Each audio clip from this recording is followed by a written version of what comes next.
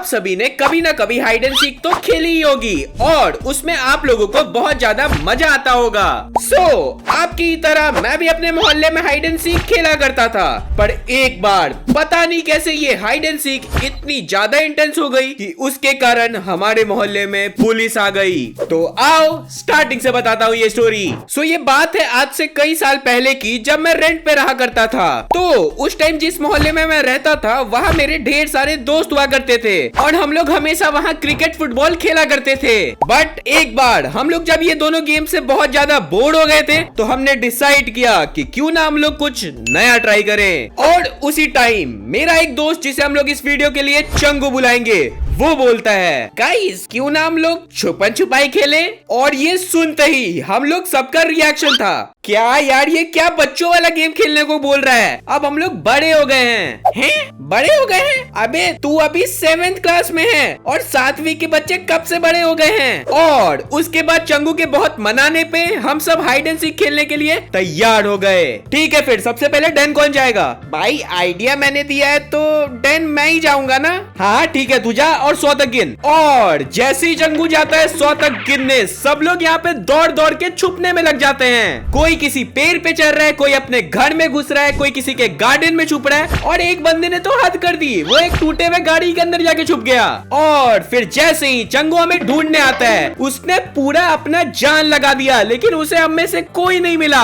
And इधर हम लोग चिल्लाए जा रहे हैं, ओए चंगू इधर देख, ओए चंगू इधर देख। और वो इधर उधर देख रहा है पर उसे पता नहीं कोई मिल ही नहीं रहा था। और इतना होने के बाद वो रोने लगा, बे यार मुझे नहीं खेलना है, बेकार ही आइडिया दे दिया। और वो फिर हार मान लेता है। लेकिन उसके बाद आती है बारी मेरी एंड मुझे इस बार डन दिया जाता है एंड मुझे उन सबको ढूंढना था। तो देखो जैसे ही मैं गिनने जाता हूँ सब लोग जा जाके अपने अपने जगह पे छुप जाते हैं। और जैसे ही मेरी ढूंढने की बारी आई, मुझ में थोड़ा आलस आ गया कि मैं इन्हें क्या ही ढूंढूं, इसलिए मैं घर चला जाता हूँ पानी पीने।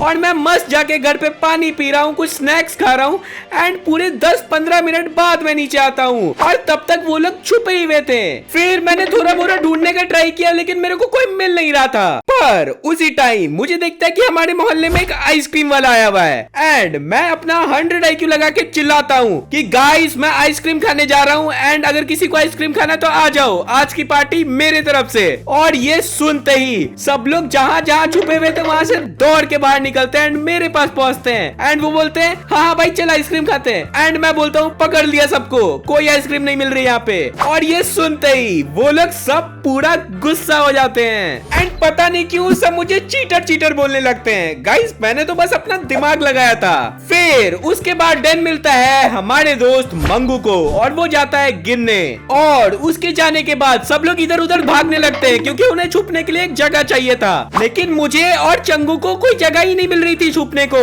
बट उसी टाइम हमारी नजर जाती है एक घर के ऊपर जो आज से 1 साल से बंद पड़ा हुआ है क्योंकि उस घर के मालिक किसी और स्टेट में शिफ्ट कर चुके थे। फिर मैं और चंगू उस घर के पास में पहुंचते हैं और घर के पास पहुंचने के बाद हमें क्या पता चलता है कि उस घर की एक खिड़की खुली हुई थी और वो जगह उस टाइम सबसे बेस्ट था छुपने के लिए। इसीलिए मैं और चंगू उस खिड़की से चुपके अंदर घुस जाते हैं। और जैसे ही हम लोग अंदर घुसते हैं हमें क्या देखने को मिलता है, उस घर में हर जगह मकड़ी के जाले ही जाले थे। पर उसी टाइम अचानक से हमें घर के अंदर से किसी की आवाज आती है और आवाज सुनते ही चंगू पूरा डर जाता है। उसे लगता है इस घर के अंदर भूत रहते हैं, पर मैं उसे समझा रहा हूँ भाई भूत वूत कुछ नहीं होता, तू फालतू में डर रहा है, कोई चूहा वगैरह कुछ होगा भाई। फिर जैसे ही चंगू शांत होता है हमें दोबारा से वो आवाज आती है एंड मैं चंगू को बोलता हूँ भाई मेरे को यहाँ कुछ सही नहीं लग रहा है, तू 1 सेकंड बिल्कुल चुप हो। मैं उधर हल्का सा झांक के देखता हूँ कि अंदर है क्या। और जैसे ही मैं हल्का सा आगे बढ़ के अंदर झांकता हूँ मुझे क्या दिखता है, उस रूम के अंदर 3 आदमी थे। वो लोग उस घर के अंदर रखे हुए तिजोरी को तोड़ने की कोशिश कर रहे थे और ये देखते ही मैं पूरा शॉक हो जाता हूँ एंड मैं धीरे धीरे पीछे आता हूँ एंड चंगू को सारी बात बताता हूँ। और चंगू ये बात सुन के तो और ज्यादा शॉक हो जाता है। बट फिर चंगू बोलता है भाई शायद घर के मालिक ही वापस आए हो तिजोरी से कुछ वापस लेने के लिए, पर मुझे कुछ सही नहीं लग रहा था, इसीलिए मैं चंगू को बोलता हूँ भाई एक काम करते हैं, यहाँ से बाहर निकलते हैं और मेन गेट चेक करते हैं कि क्या मेन गेट खुला हुआ है या फिर बंद है। फिर मैं और चंगू उसी खिड़की के रास्ते से बाहर जाते हैं एंड धीरे धीरे हम लोग जैसे ही मेन गेट पे पहुंचते हैं, हमें क्या देखने को मिलता है, वो मेन गेट लॉक था, उस पे एक बहुत बड़ा ताला लटका हुआ था। इसका मतलब अंदर के वो लोग चोर ही थे। और ये सुनते ही चंगू मुझे बोलता है, भाई चल चिल्लाते हैं चोर चोर। मैं बोलता हूँ नहीं नहीं नहीं चंगू, वो नहीं कर सकते, क्योंकि अगर हम लोग चिल्लाएंगे तो चांसेस है कि वो चोर भाग जाएं, पर हम उन्हें भागने नहीं दे सकते हैं। इसीलिए मैं बोलता हूँ पहले हम लोग एक काम करते हैं, अपने सारे के सारे दोस्तों को यहाँ बुला लेते हैं। फिर हम लोग फटाफट जाते हैं, अपने सारे के सारे दोस्तों को वहाँ पे बुला लेते हैं एंड उन सबको मैं ये सारी की सारी मैटर समझाता हूँ। बट उस टाइम मैं नोटिस करता हूँ हमारे फ्रेंड ग्रुप का एक बच्चा गायब था, तो मैं उन सब से पूछता हूँ गाइस ये राहुल कहाँ गया।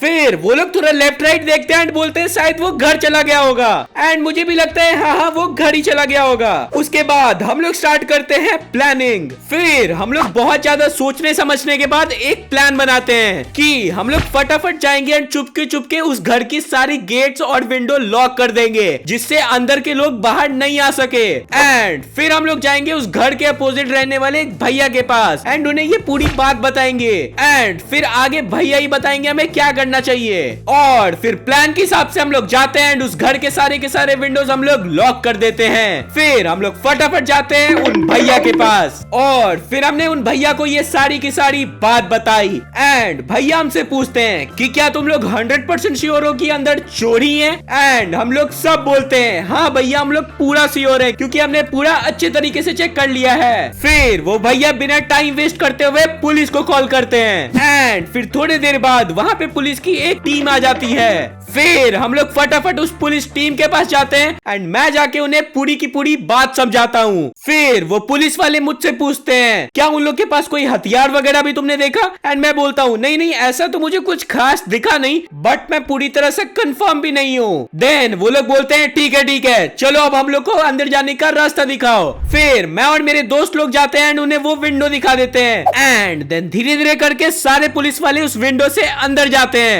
एंड वो जैसे ही अंदर जाते हैं अंदर से एकदम मारा मारी की आवाज आने लगी, जैसे कोई भाग रहा है एंड कोई किसी को मार रहा है। और ये आवाज बहुत देर तक चली, बट फिर थोड़ी ही देर में पुलिस वाले एक एक करके बाहर निकलने लगे एंड उन्होंने उन तीनों चोरों को पकड़ लिया था। और जैसे ही वो लोग उस घर से धीरे धीरे आगे बढ़ने लगे, पता नहीं कैसे वहाँ पे अचानक से बहुत ज्यादा भीड़ लगने लगी। सब लोग घर से बाहर निकल रहे थे एंड देख रहे थे कि यहाँ पे हुआ क्या है। फिर वो पुलिस वाले जाते हैं उन सारे चोरों को अपने वैन में बैठा देते हैं। देन थोड़ी देर बाद वो पुलिस वाले हमारे पास आते हैं एंड वो लोग हमारी बहुत ज्यादा तारीफ करने लगते हैं। और जब वो लोग हमारी तारीफ कर ही रहे थे तब अचानक से उधर से एक पुलिस वाला दोबारा दौड़ के आता है एंड वो इंस्पेक्टर को बोलता है सर अभी हमने उनसे थोड़ा पूछताछ किया तो मैं पता चला कि वो लोग 3 लोग नहीं 4 लोग आए थे, मतलब एक आदमी अभी भी उस घर के अंदर है। और ये सुनते ही वहाँ पे जितने भी लोग थे सब लोग डर जाते हैं एंड फिर अचानक से वहाँ पे आती है राहुल की मम्मी